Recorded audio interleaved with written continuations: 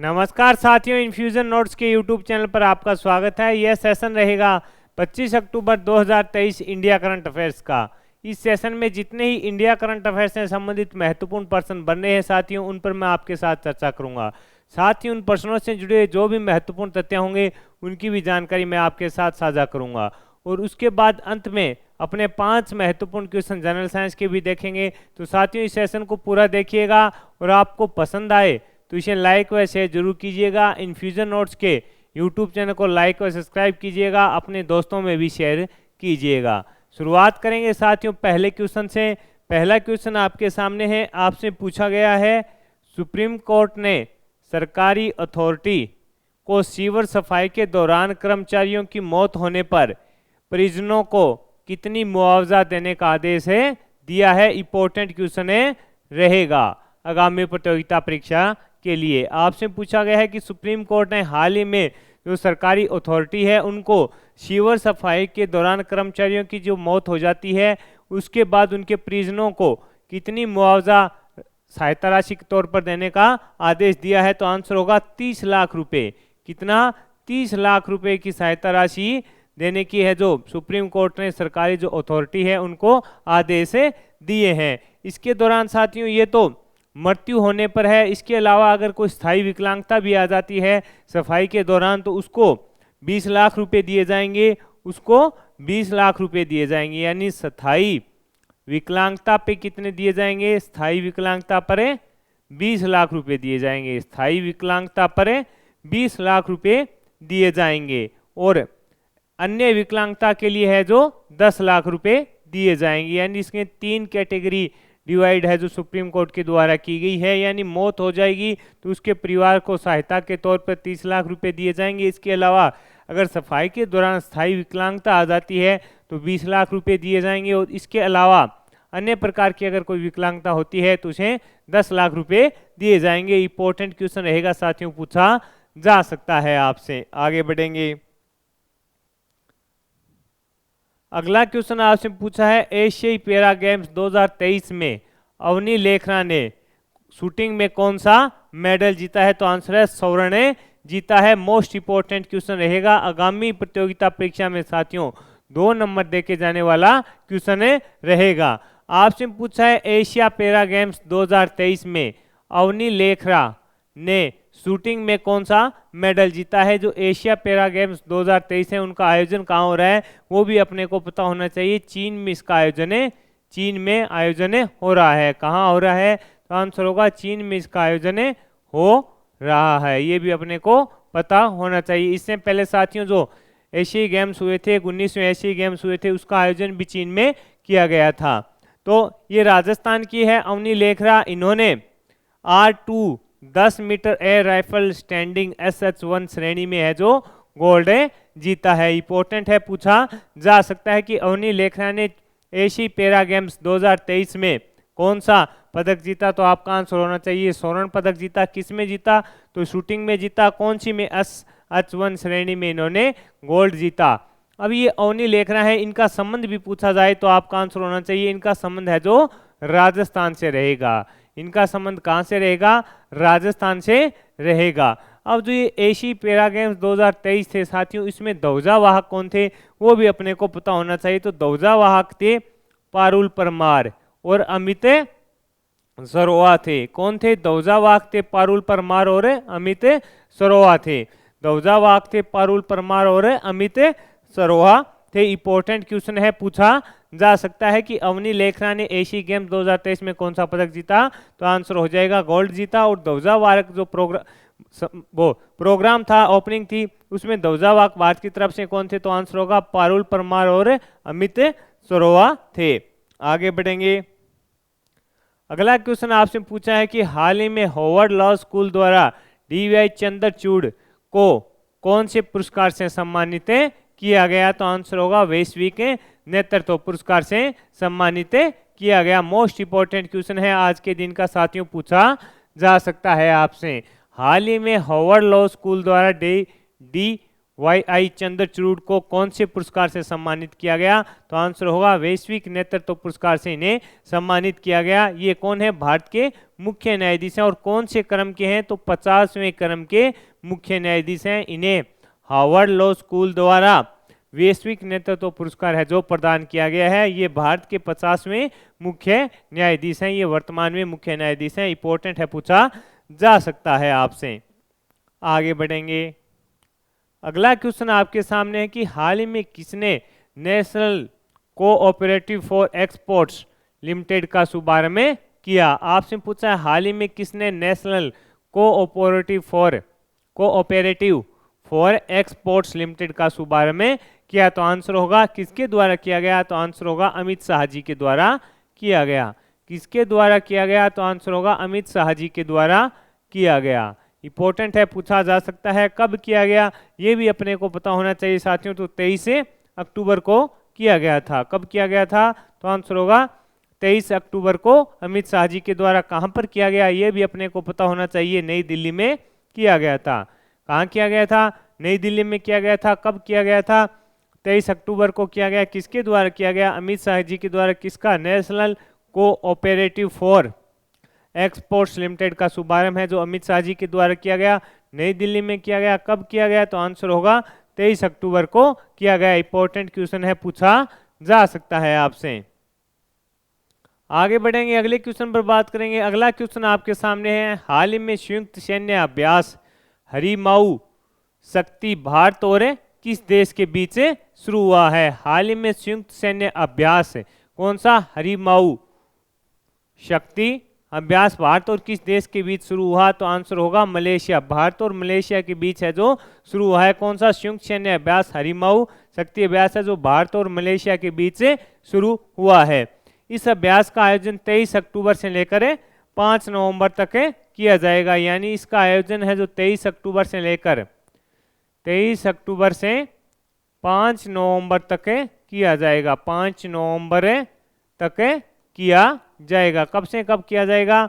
तो आंसर होगा 23 अक्टूबर से लेकर है जो 5 अक्टूबर तक इसका आयोजन किया जाएगा। और इसका आयोजन कहाँ किया जा रहा है? तो उमरोई छावनी है जो मेघालय में। कहाँ पर किया जा रहा है? जो उमरोई छावनी है साथियों मेघालय में। उमरोई छावनी है जो मेघालय में, वहां पर इसका आयोजन किया जा रहा है। उमरोई छावनी है मेघालय में, उसमें इसका आयोजन किया जा रहा है। कब से कब किया जाएगा? 23 अक्टूबर से लेकर 5 नवंबर। 23 अक्टूबर से लेकर 5 नवंबर तक इसका आयोजन किया जाएगा। कहाँ? उमरोई छावनी है जो मेघालय में, वहां पर इसका आयोजन किया जा रहा है। और इसमें भारत की ओर से राजपूताना रेजिमेंट है जो भाग ले रही है।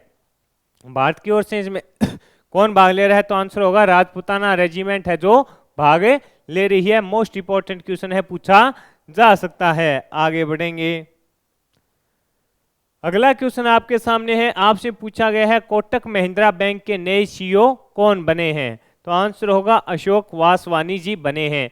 कोटक महिंद्रा बैंक के नए सीईओ कौन बने हैं? तो आंसर होगा अशोक वासवानी जी बने हैं। कौन बने हैं? अशोक वासवानी जी बने हैं। इंपॉर्टेंट है, पूछा जा सकता है। जो इनका कार्यकाल है साथियों वो 3 वर्ष का रहेगा। यानी इनको अब नियुक्त कर दिया गया है और इनका जो कार्यकाल है अशोक वासवानी जी का वो 3 साल का रहेगा। इन्हें कोटक महिंद्रा बैंक के नए सीईओ के रूप में नियुक्त किया गया है। आगे बढ़ेंगे, अगला क्वेश्चन आपके सामने है। आपसे पूछा गया है भारत टैक्स 2024 कहाँ आयोजित होगा? तो आंसर है नई दिल्ली में इसका आयोजन किया जाएगा। भारत टैक्स कहाँ आयोजित होगा? 2024 से नई दिल्ली में आयोजित होगा। कब आयोजित होना प्रस्तावित है वो भी अपने को पता होना चाहिए। फरवरी में ये आयोजित होना क्या है? प्रस्तावित है। फरवरी 2024 में इसका आयोजन होना है जो प्रस्तावित है। और ये विश्व का सबसे बड़ा कपड़ा सम्मेलन होगा। विश्व का सबसे बड़ा कपड़ा सम्मेलन होगा। इंपॉर्टेंट है, पूछा जा सकता है। भारत में इसका आयोजन हो रहा है तो इंपॉर्टेंट क्वेश्चन बन जाता है साथियों।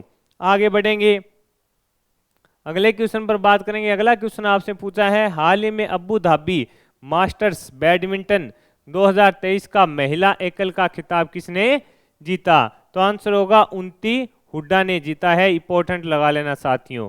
आपसे पूछा है कि हाल ही में जो अबू धाबी मास्टर्स बैडमिंटन 2023 है उसमें महिला एकल का खिताब किसने जीता है, तो उन्नति हुड्डा ने जीता है। और रजत, इन्होंने गोल्ड जीता है, और रजत पूछे आपसे किसने जीता है, तो सामिया इमाद ने जीता है। ये दोनों ही भारत की हैं। किसने जीता है, सामिया इमाद ने रजत जीता है। इंपॉर्टेंट है, पूछा जा सकता है। अबू धाबी मास्टर्स बैडमिंटन 2023 का महिला एकल का खिताब किसने जीता, तो आंसर होगा उन्नति हुड्डा के द्वारा है, जो गोल्ड इसमें जीता गया। इंपॉर्टेंट है, पूछा जा सकता है।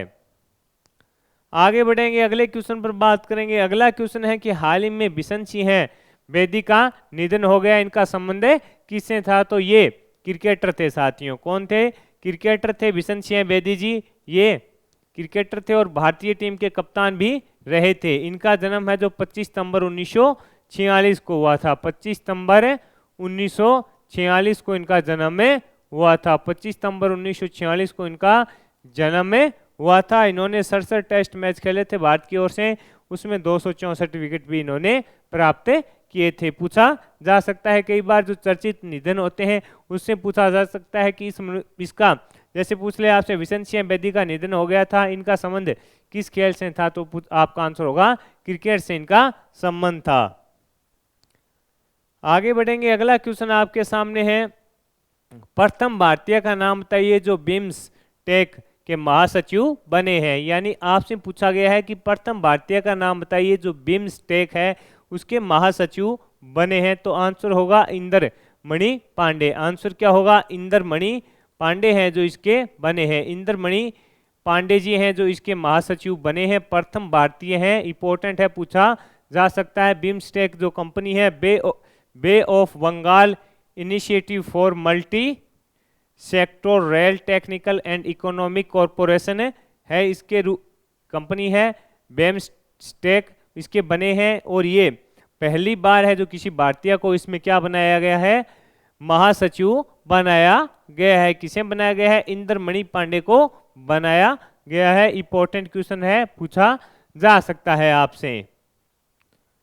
आगे बढ़ेंगे, अगले क्वेश्चन पर बात करेंगे। अगला क्वेश्चन है कि वनडे क्रिकेट में सबसे तेज 2000 रन बनाने वाले खिलाड़ी कौन बने हैं, तो आंसर होगा सुमन गिल बने हैं। इंपॉर्टेंट है, इन्होंने कितनी पारियों में बनाए हैं सबसे तेज, तो साथियों 38 पारियों में बनाए हैं। इससे पहले ये रिकॉर्ड किसके नाम था, तो 40 पारियों में बनाने का रिकॉर्ड था हाशिम आमला के।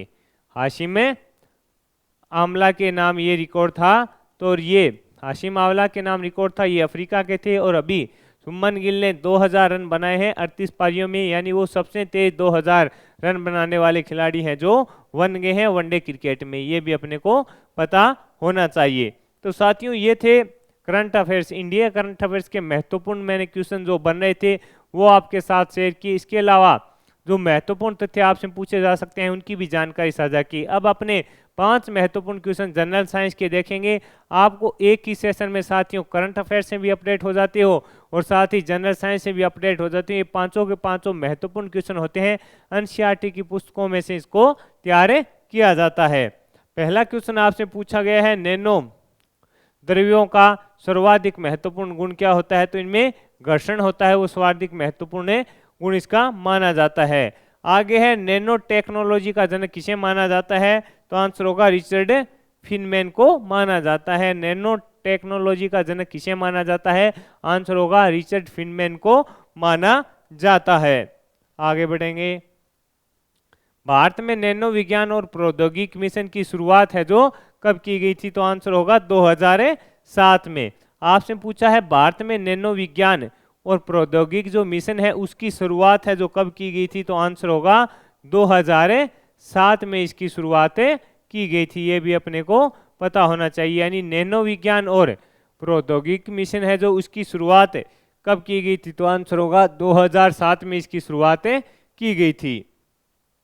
आगे बढ़ेंगे, अगला क्वेश्चन आपके सामने आपसे पूछा है भारत में नैनो प्रौद्योगिकी का जनक किसे माना जाता है, तो आंसर है CNR राव को माना जाता है। इसे इंपॉर्टेंट है, लगा लेना। आपसे पूछा है भारत में नैनो प्रौद्योगिकी का जनक है जो माना जाता है, तो आंसर होगा CNR राव को। किसे माना जाता है, CNR राव को माना जाता है। नैनो तकनीक वह तकनीक है जो संबंधित है परमाणु भौतिकी से। किससे संबंध रहेगा इसका, परमाणु भौतिकी से इसका संबंध रहेगा साथियों।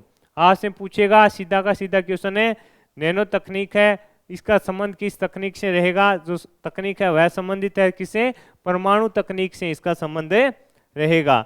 तो साथियों मैंने आपके साथ इस सेशन में महत्वपूर्ण जो पर्सन थे इंडिया करंट अफेयर्स के वो शेयर किए और अंत में 5 महत्वपूर्ण क्वेश्चन भी जनरल साइंस के शेयर किए। मेरा प्रयास रहा कि मैं कम समय में आपको शानदार क्वेश्चन प्रोवाइड कराऊं। मेरे द्वारा किया जा रहा यह प्रयास आपको पसंद आया है तो इस सेशन को लाइक व शेयर जरूर कीजिएगा।